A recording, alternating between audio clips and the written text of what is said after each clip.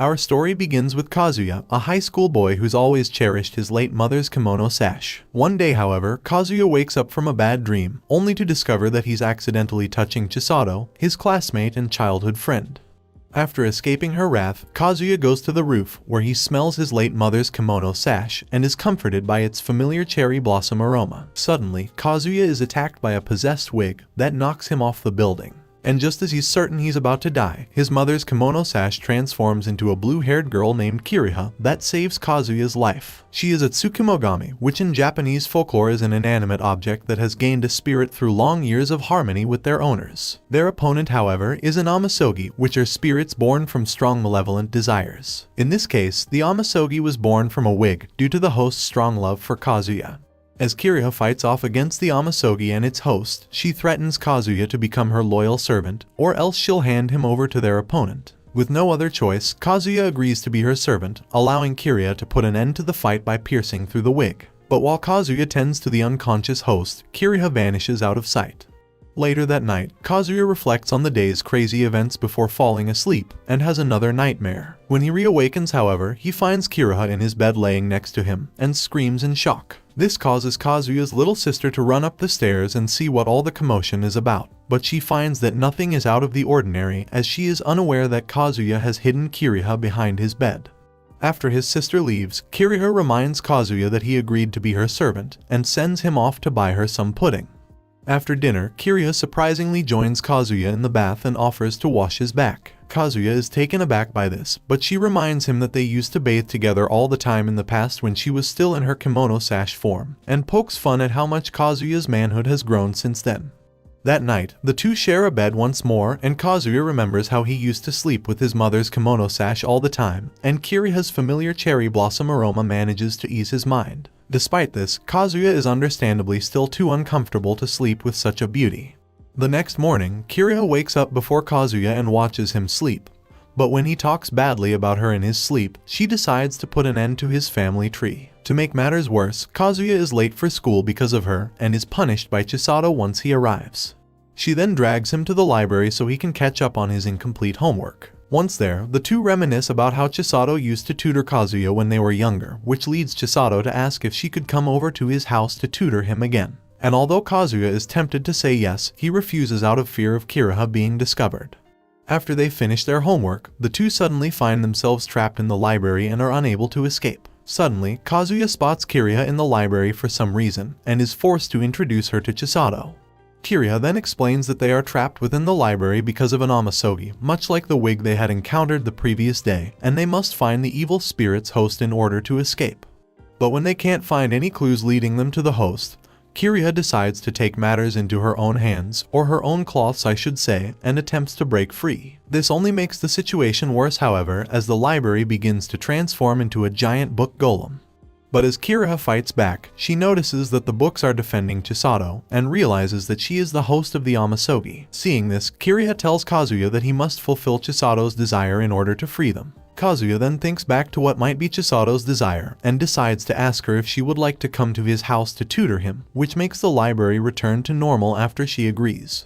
The next day, Chisato visits Kazuya to tutor him, only to find him in bed with Kiriha and punishes him thoroughly for this indecency. Afterwards, Chisato apologizes for causing the situation at the library, but Kiriha reassures her that it was not entirely her fault, because the amasogi was created due to an abnormally high concentration of evil energy, which should never have happened, and that the blame is on Kukuri, the local deity in charge of such things.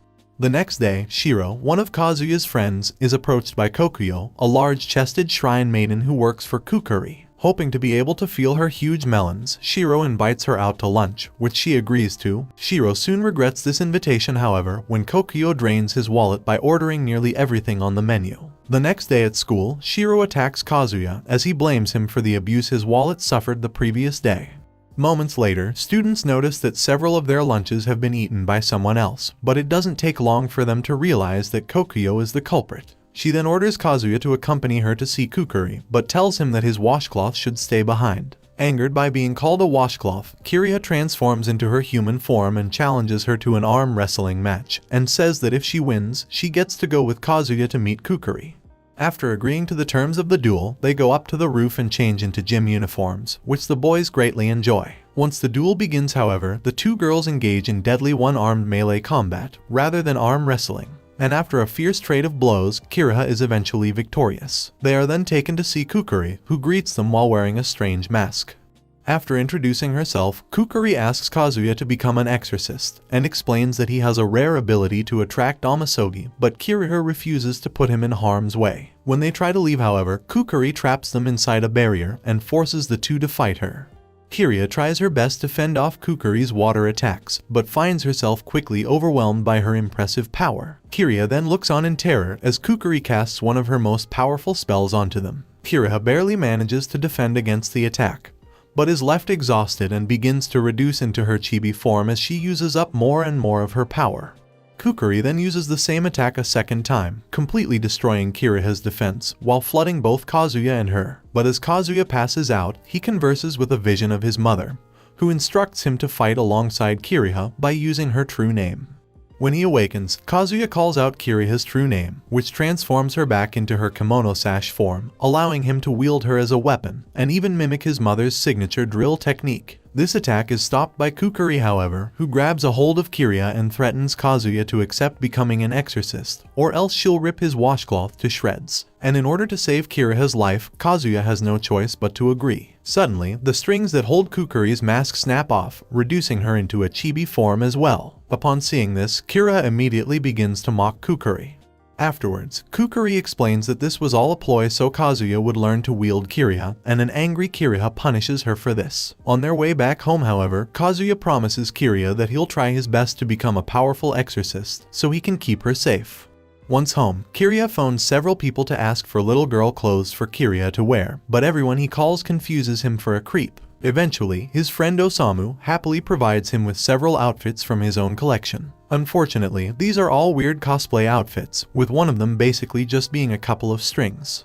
As time passes, Kiriha trains Kazuya to become an exorcist, but she's frustrated when he's unable to replicate the skills displayed during their battle with Kukuri. Afterwards, Kiriha explains that it's important for him to learn to wield her as a weapon, since spirits like her are much more vulnerable in their human forms. Meanwhile, Kukuri and Kokuyo don't have money to get the shrine fixed, and it eventually collapses during a storm. Because of this, they have to move their quarters to the park and are ridiculed by Kiriha when she happens to pass by.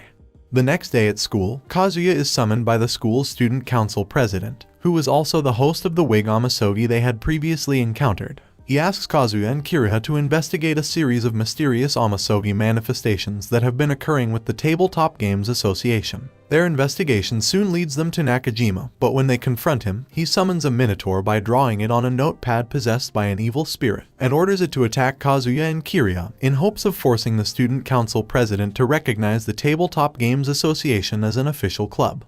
Unable to battle the Minotaur head-on, Kazuya, Kiriha, and Osamu attempt to outsmart Nakajima by erasing his Minotaur with a fire extinguisher. But despite this being successful, Nakajima simply summons another Minotaur to continue fighting them. However, Osamu manages to steal the possessed notebook and draws an even stronger dragon to defeat the Minotaur.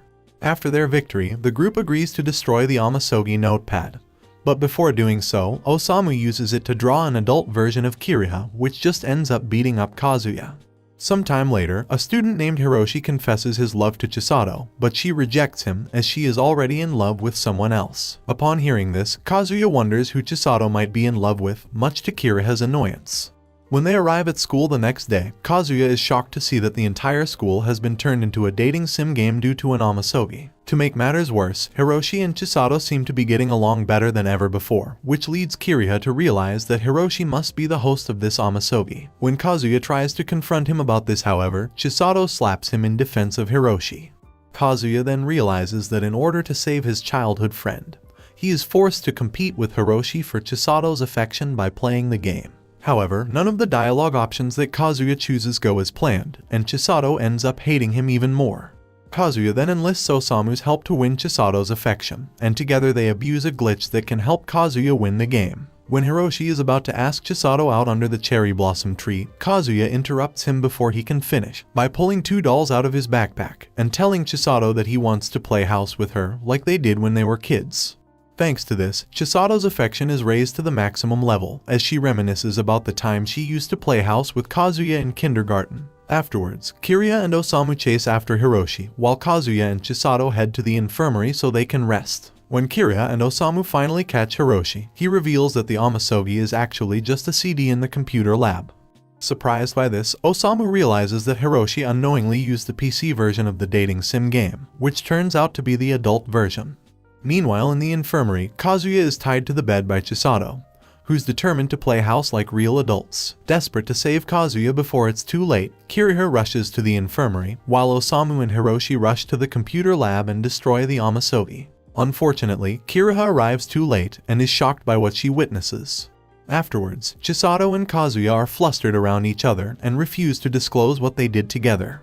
The next day, while Kazuya heads out to buy some pudding, Kiriya and Kukuri have a little friendly chat while building a sand dam, until a duo of rowdy boys come to ruin it. This angers Kiriya and causes her to go after them until Kazuya arrives to stop her. He then takes both girls home to get cleaned up, but while in the bath they continue their little spat. That lasts until both of them pass out from heat exhaustion.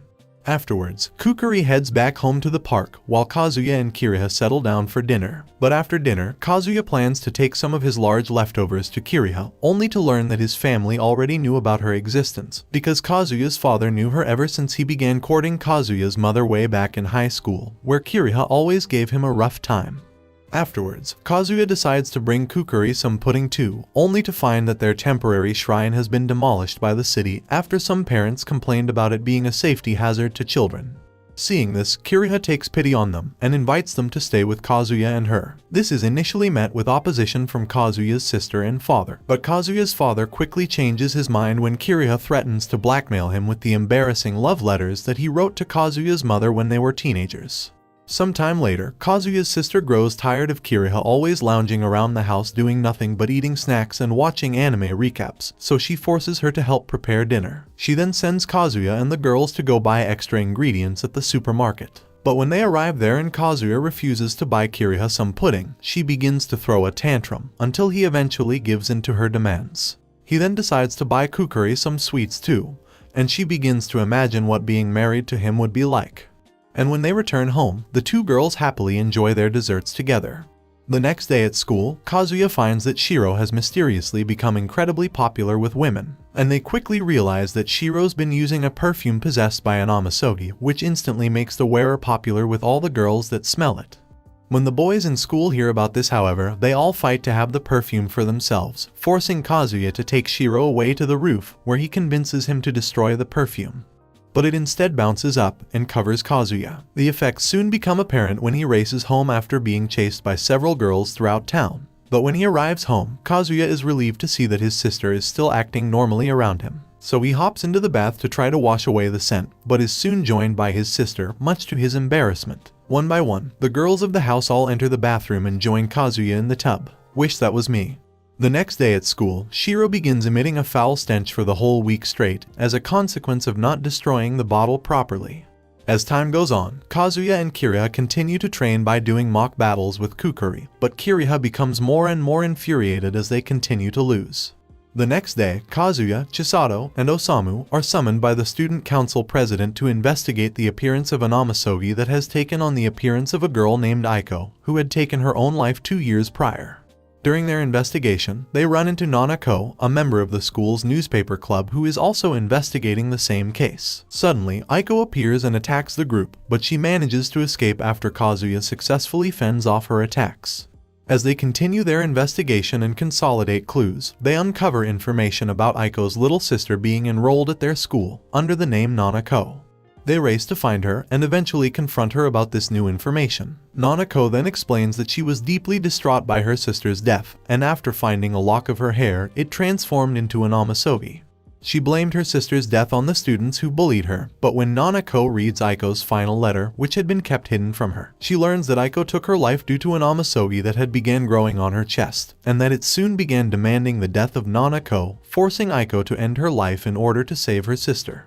Heartbroken that her sister died for her, Aiko transforms into an even stronger Amasogi that feeds off of Nanako's negative energy. Kazuya struggles to combat it at first, but through Kiriya's coaching, he eventually gains the upper hand and defeats it. Kiriya then encourages Nanako to try and find a reason to live, because if she continues wishing to die, then her sister's death would have been for nothing. Meanwhile, a mysterious girl watches from afar. While leaving school the next day, Kazuya is attacked by Tsuneo, another exorcist. And when Kiriya comes to his defense, Tsuneo is forced to reveal her partner, Kotetsu, who transforms into a sword. But as the fight comes to an end, she expresses her disappointment in Kazuya's fighting ability and calls him unfit to be Kiriha's wielder. The four of them then head to Kazuya's home, where Kukuri explains that she had given Tsuneo permission to test Kazuya's abilities, which Kiriha punishes her for. Tsuneo then explains that when she was a child, Kazuya's mother had killed the Amasogi responsible for her brother's death, depriving her of the opportunity to get revenge. As such, she became fixated on defeating Kazuya's mother instead, but could never match her in battle, which is why she is sickened by Kazuya's inexperience. She then tells Kazuya that he is unfit to be his mother's replacement and challenges him to a duel over Kiriha, which Kiriha agrees to, despite Kazuya remaining silent. That night, Kazuya becomes depressed as he reflects on all the trouble he's caused thus far, and feels that it's best to just let Tsuneo become his mother's replacement. However, Kiriha grows impatient with him and forces him to strip to embarrass him. She then begins encouraging him to fight by reassuring him that she'll always be on his side no matter what, and tells him that if he wins, she'll reward him. Kiriya then suddenly reverts back to her original adult form, and the two begin thinking of a plan to win the upcoming duel. Kazuya and Kiriya then spend the next few days training to prepare for Tsuneo's sword techniques, since their cloth powers are naturally disadvantaged against swords. Meanwhile, Tsuneo also trains with her local deity and becomes convinced that there's no way she'll lose, despite Kotetsu warning her not to underestimate Kazuya. That night, while Kazuya and Kiriya get ready for bed, he proclaims that he'll win no matter what, and that he won't let anything happen to Kiriha. This greatly embarrasses her, as she was previously always the one protecting him. On the day of the duel, Tsuneo thinks about Kazuya being unworthy of being his mother's successor, while Kazuya thinks about his responsibility for attracting Amasogi and how Tsuneo treats Kotetsu like a tool. Once the duel begins, Kazuya attacks immediately with a new doll technique that he devised with Kiriha, but Tsuneo pierces through it. And as the fight continues, Tsuneo finds herself more and more pressured by Kazuya's new techniques that she's never seen before. Finally seeing an opening, Tsuneo goes in for the final strike, but her attack is blocked by Kazuya's hand weave technique, and he immediately counterattacks. Kotetsu then warns her about conserving her energy, but she ignores him. The fight then suddenly comes to a standstill as both combatants plan their next moves. Despite being stronger with his ranged attacks, Kazuya tells Kiriya that he's not willing to play it safe to ensure victory, as he wants to beat Tsuneo at her full strength to prove that Kiriya and Kotetsu are more than just tools. Kazuya then charges at her while she concentrates her energy to use her secret technique, known as Hibikiri. At that same time, Kazuya and Kiriya become one, and his hair turns into a glowing white, while his eyes turn a bright red. This is called ascension, which is a controlled state similar to being possessed by an Amasogi that can only be used by highly skilled exorcists. Kazuya then wraps his arms in cloth to parry Tsuneo's attacks, and the two continue to trade blows in deadly melee combat, with neither one giving an inch to their opponent, until Kazuya ends up breaking Kotetsu and uses his finishing move to put an end to the fight. With Kazuya declared the winner, Tsuneo gracefully accepts defeat and learns to cherish Kotetsu more. As they say their goodbyes, they decide to go back home to celebrate, but Kazuya collapses from fatigue, a side effect of using ascension. That night, Kiriya remembers that she promised Kazuya to reward him for winning, so she strips him down and rewards him by washing every inch of his body with Kukuri's help, as she once again fantasizes about being married to Kazuya. The next morning, Kukuri is shocked to find Kazuya and Kiriya in bed together with no clothes on. Meanwhile, Tsuneo's mother reprimands her for causing trouble and losing a duel. She then says that the only way Tsuneo can inherit the family estate now is if she marries the man who defeated her. Later on at school, the class is introduced to a new exchange student. To their surprise, the new student is Kiriha. But when the other male students see how close she is with Kazuya, they grow jealous and demand to know the nature of their relationship, to which Kiriha replies that they are intimately familiar. Thanks for watching, and see you again soon.